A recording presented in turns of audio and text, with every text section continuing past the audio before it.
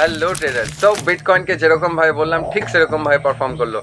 বললাম $58,000 to $59,000 কাছে এসে বিটকয়েন সাপোর্ট নেবে, আর ঠিক সেখান থেকেই বাউন্স ব্যাক করেছে। তো আগামী দিনে কিভাবে বিটকয়েন পারফর্ম করতে পারে, তো চলো ভিডিওটি থেকে একবার দেখে নিই। তো বিটকয়েনকে যদি তোমরা ডেইলি টাইম ফ্রেমে দেখো, দেখবে 74,000 থেকে $73,000 কাছে বিটকয়েন আসছে আর বারবার রিজেকশন নিয়ে চলে যাচ্ছে। এই জোনটা দেখো 73,000 থেকে 74,000 একবার আসলো, এখান থেকে রিজেকশন নিয়ে চলে গেল। আবারও সেকেন্ড টাইম অ্যাটেম্প্ট করলো নিচ থেকে, বাট এখানটায় আবার রিজেকশন পেয়ে গেল। থার্ড টাইমে অ্যাটেম্প্ট করলো, আবার রিজেকশন পেয়ে প্রাইস নিচে চলে আসলো। ফোর্থ টাইম অ্যাটেম্প্ট করলো, এখান থেকে আবার নিচে চলে আসলো। ফিফথ টাইম অ্যাটেম্প্ট করলো, বাট 73 to 4,000 জোনটাকে ভাঙতে পারছে না, কারণ এখানে মেজর রেজিস্ট্যান্স আছে, সেলাররা এখানে অ্যাক্টিভলি প্রেজেন্ট আছে। এইবার তোমাকে দেখতে হবে আর একটা জিনিস, সেটা হচ্ছে গিয়ে বিটকয়েনকে দেখো নিচের থেকে তুমি যখনই দেখবে $58,000 to $57,000 এই জোনটায় যখনই প্রাইস আসছে ওপরে নিয়ে চলে যাচ্ছে। আবার সেকেন্ড টাইম এখানে আসলো, আবার ওপরে নিয়ে চলে গেল। তো বিটকয়েন যখনই এখানে আসছে $57,000 to $58,000 কাছাকাছি মোটামুটি এখান থেকে বাইং হয়ে চলে যাচ্ছে। তো এইটা এখানে দেখো সাপোর্ট হিসাবে কাজ করছে ডেলি টাইম ফ্রেমে। এবার বিটকয়েনকে আমরা তাহলে এখান থেকে বাইং করা শুরু করে দেবো না, we need confirmation brother.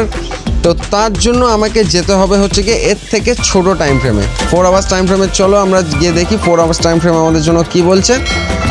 4 hours time ফ্রেমে তুমি যদি দেখো, দেখবে একটা ফলিং ওয়েজ প্যাটার্ন তৈরি হয়েছে। দেখো একটা ফলিং ওয়েজ প্যাটার্ন তৈরি হয়েছে। এই ট্রেন্ড লাইনটাকে দেখো, এইখানে যখনই আসছে প্রাইস রিজেকশন নিয়ে নিচ্ছে, আবার ঠিক এর নিচে যখন যাচ্ছে এখান থেকে বাইং হয়ে ওপরে চলে যাচ্ছে, ঠিক ওপরে আবার এইখানে যখন আসছে রিজেকশন নিয়ে নিচ্ছে, আবার এইখানটায় বাইং হয়ে চলে যাচ্ছে।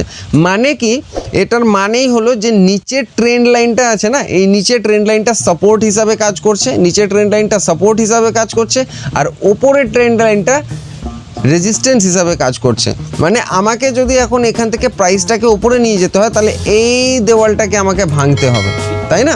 এই দেওয়ালটাকে আমাকে ভাঙতে হবে। তো এই দেওয়ালটাকে ভাঙতে গেলে আমাদের কাছে ফার্স্ট রেজিস্ট্যান্স থাকছে হচ্ছে গিয়ে $64,000 এই জোনটা। $64,000কে যদি না ভাঙে, তো বিটকয়েনকে যদি প্রাইস ওপরে যেতে হয়, তাহলে এই রেজিস্ট্যান্সটাকে ব্রেক করতে হবে, এই ট্রেন্ড লাইনটাকে। তো এই ট্রেন্ড লাইনের কাছে ফার্স্ট রেজিস্ট্যান্স হয়ে দাঁড়াচ্ছে হচ্ছে গিয়ে $64,000 কাছে। বাট আমাদেরকে সেখানে কি হয়, প্রাইস অ্যাকশনসে বা টেকনিক্যাল বা ক্যান্ডেল স্টিক্স প্যাটার্নসে, যে ফলিং ওয়েজ প্যাটার্নে ব্রেকআউট হলেই আমরা ট্রেড ইনিশিয়েট করে দেবো। বাট তুমি দেখো এখানে ফলিং ওয়েজ প্যাটার্নের কিন্তু ব্রেকআউট হয়ে গেছে। এবার এই ব্রেকআউটে তুমি যদি ট্রেড ইনিশিয়েট করো, প্রাইস কিন্তু এখনও পর্যন্ত স্ট্রাকচারাল কমপ্লিট হয়নি। তো এই জোনটায় কিন্তু প্রাইস এখনও আসবে। তো আমরা ওয়েট করবো $59,000 জোনটায়। যখনই $59,000 to $58,000 বা $59,000 বা $60,000 আমরা পাবো, এই জায়গাটায় আমরা বাইং ক্রিয়েট করব, এই জায়গাটায় আমরা পজিশনস ক্রিয়েট করব, আর আমরা ওয়েট করব $56,000 আমরা এসএল রাখাবো। $56,000 নিচে আমরা এসএল রাখবো, কারণ এই জোনটা হয়ে যাবে গিয়ে হচ্ছে গিয়ে আমাদের মেজর সাপোর্ট। মানে এই জোনটা যদি ব্রেক করে, তাহলে এখান থেকে প্রাইসে ফল আসবে। তো আমাদের কাছে হচ্ছে গিয়ে $60,000 পর্যন্ত বা $58,000 পর্যন্ত আমাদের বাইং জোন, আমরা এখান থেকে বাইং করব। আর এসএল থাকবে হচ্ছে গিয়ে আমাদের $56,000 নিচে। তো ফার্স্ট টার্গেট হবে হচ্ছে গিয়ে আমাদের $67,000 অ্যান্ড সেকেন্ড টার্গেট হবে হচ্ছে গিয়ে আমাদের $72,000। তো চলো বিটকয়েন এরকমভাবে পারফর্ম করে কিনা দেখা যাক।